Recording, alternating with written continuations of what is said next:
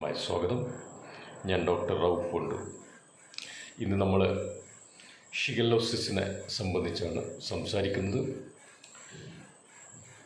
ഈ അടുത്തായിട്ട് മലപ്പുറം ജില്ലയിലെ പള്ളിക്കൽ പഞ്ചായത്തിൽ വെണ്ണയൂർ LP സ്കൂളിൽ നിന്നും 4 കുട്ടികളിൽ നിന്നും ഈ ബാക്ടീരിയത്തെ തിരിച്ചറിഞ്ഞിട്ടുണ്ട്. അവരിൽ ഈ ബാക്ടീരിയത്തെ കണ്ടെത്തിയിട്ടുണ്ട്. ഈ ബാക്ടീരിയം മനുഷ്യരിൽ പ്രവേശിക്കുന്നത് ഭക്ഷണത്തിലൂടെ, വെള്ളത്തിലൂടെ ഒക്കെയാണ്. അപ്പം അതുകൊണ്ട് തന്നെ ഹാൻഡ് വാഷിങ്ങിൻ്റെ കൈ കഴുകുന്നതിൻ്റെ പ്രാധാന്യം ഞാൻ ഏറ്റവും ആദ്യം പറയുകയാണ്. നമ്മൾ ടോയ്ലറ്റിൽ പോയാൽ സോപ്പിട്ട് കൈ കഴുകുക എന്നതാണ് ഏറ്റവും പ്രധാനം ഈ രോഗം പരക്കുന്നതിനെ തടയുന്നതിനായിട്ട്. ഷിഗല്ല ഒരു ബാക്ടീരിയമാണ്, റോഡ് ഷേപ്പ്ഡ് ബാക്ടീരിയമാണ്.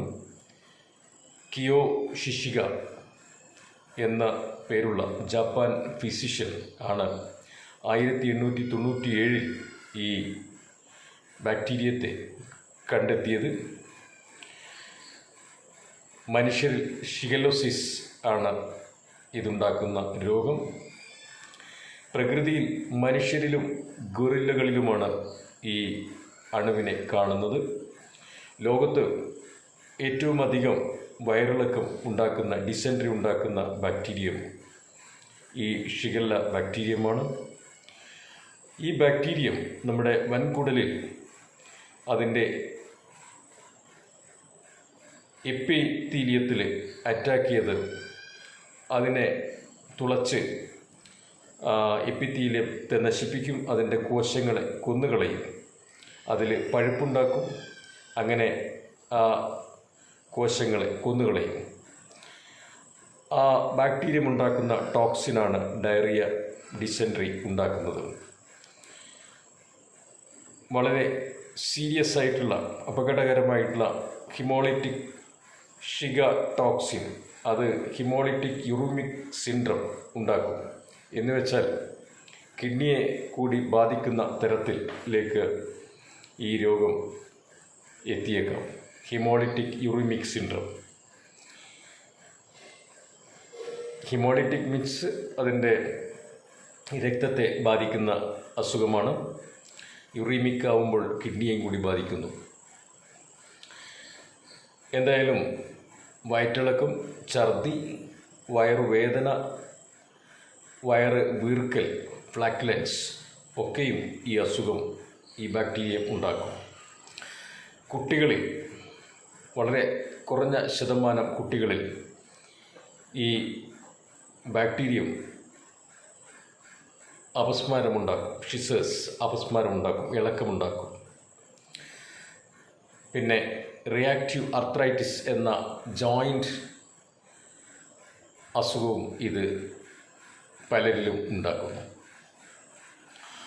ഇതിനെ കണ്ടുപിടിക്കുന്നത് മലം കൾച്ചർ ചെയ്തിട്ടാണ്. ഇതിൻ്റെ ട്രീറ്റ്മെൻറ്റ് സിംറ്റമാറ്റിക് ആയിട്ടുള്ള ട്രീറ്റ്മെൻറ്റാണ്. അതായത് രോഗിക്ക് ഛർദി ഇങ്ങനെയൊക്കെ ഉണ്ടാകുമ്പോൾ ശരീരത്തിൽ നിന്നും നഷ്ടപ്പെടുന്ന വെള്ളം പരിഹരിക്കുക. അതിനായിട്ട് ORS, ഓറൽ റീഹൈഡ്രേഷൻ തെറാപ്പി, പിന്നെ IV ആയിട്ട് ഗ്ലൂക്കോസും മറ്റും ഒക്കെ കൊടുക്കുക. വെള്ളം ധാരാളം കുടിക്കാൻ കൊടുക്കുക. ഛർദിക്ക് അതിന് വേണ്ട മരുന്നുകൾ കൊടുക്കുക. പിന്നെ ആൻറ്റിബയോട്ടിക്, സിപ്രോഫ്ലോക്സിൻ, അസിത്രോമൈസിൻ പോലുള്ള മരുന്നുകൾ ഇതിന് ഏറ്റവും ഗുണകരമാണ്. ഈ അസുഖം വരാതിരിക്കാൻ ഏറ്റവും പ്രധാന വഴി ടോയ്ലറ്റിൽ പോയാൽ കൃത്യമായിട്ടും സോപ്പിട്ട് കൈ കഴുകുക എന്നതാണ്. എന്തായാലും പ്രിയപ്പെട്ടവരെ, ഏറ്റവും പ്രധാനമുള്ള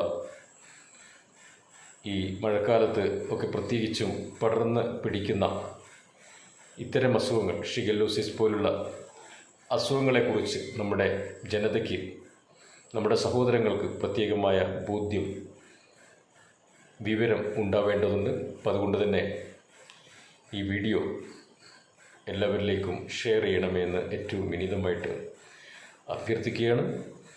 എല്ലാവർക്കും നന്ദി, നമസ്കാരം. ഞാൻ doctor Rauf Wandoor, my art and my society, doctors talk.